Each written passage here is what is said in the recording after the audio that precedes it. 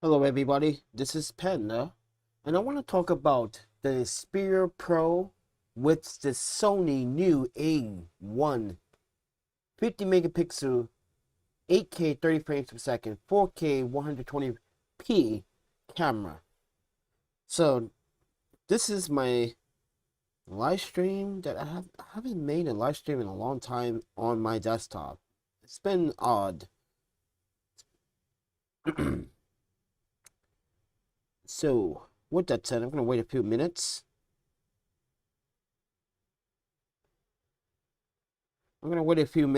Before I start. But I want to talk about these two. I want to talk about this smartphone and this camera. Why this is a perfect pair if you have the financial needs to buy the camera. Now, I have seen a couple of videos about the A1, which I wasn't notified or wasn't even sent any notifications to my email. I didn't even know the freaking camera exists until now. Now, hear me out. As a photographer, as a documentarian, this is hurting Canon right now, in a sense. Sony has beaten Canon to the punch when it comes down to a 50 megapixel full frame, 30 frames per second, 8K camera for the consumer. And then you have the Xperia Pro, which is a smartphone. But guess what, guys? This also has a HDMI input. You can use this phone as a monitor. No more clunky big batteries. No more big clunky monitors anymore.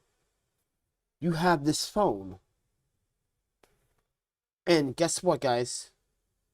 As I said, enhance your workflow with HDMI connectivity. So, sorry guys. That means you can use this phone on any freaking camera that has Sony or any other camera that is. But his is why it's a great pair, because if you buy the two, it would actually perform adequate. Now I saw a video which I'm really okay, so let me explain. So Mr. Mobile, Michael Fisher, is one of my top tier YouTubers that I always watch a video about an iPhone before I buy an iPhone or a smartphone or any other miscellaneous device. But he demonstrated how light it was, how easy it was to connect to a Sony camera, to a camera, which Sony recommends, how easy it was by pressing the button on the side of the phone, which is like you activate the HDMI capability to sync the HDMI to the camera instantly. No more third-party buying third-party applications anymore. Guys, this is going to be a big change for all you photographers and videographers. Now, as I said before, you may not afford this camera or afford the phone at the same time. But the best thing about it, if you could afford a camera,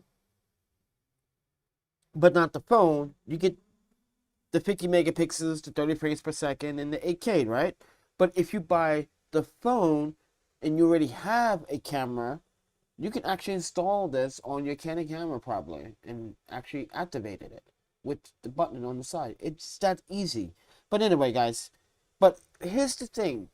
Mr. Mobile said that you can actually stream 5K on the fly. Yes. If you have this feature, well, Sony provides it on the phone. It's called a hotspot enhancer or an advancer. It's called, I believe it is called. So it locates a 5G tower, so you can be adequate to actually like maybe live stream on the fly in 5K. It's kind of weird. It's pretty awesome how he explains it. Just watch this video here, and I just think that this may be a great combination for Sony shooters, the Xperia Pro, and the A1, because guess what? You can see here how the A1 is being broadcast live in 4K. Wow, that's pretty awesome. No more clunky monitors. That's the whole point. No more big battery grips from Sony.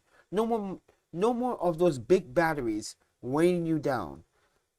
I think Sony is actually looking out for the consumer this year. 2020 is going to be Sony's year because it seems like Sony wants videographers to be much lighter and portable. Canon is looking towards that way, but Canon doesn't market, or Canon doesn't have a market share in cell phones quite yet. Give it time. I think Canon's going to invest in smartphones at some time. In some period of time, Canon's going to jump into the smartphone business at some point. I think they should, but to give Sony a run, this is why I think they should. But just think about the whole concept of the smartphone, the Xperia Pro with the A1. It's going to blow your mind how light that system and how light your rig is going to be. Like I said, no more clunky big monitors and heavy battery bricks to put on the monitor.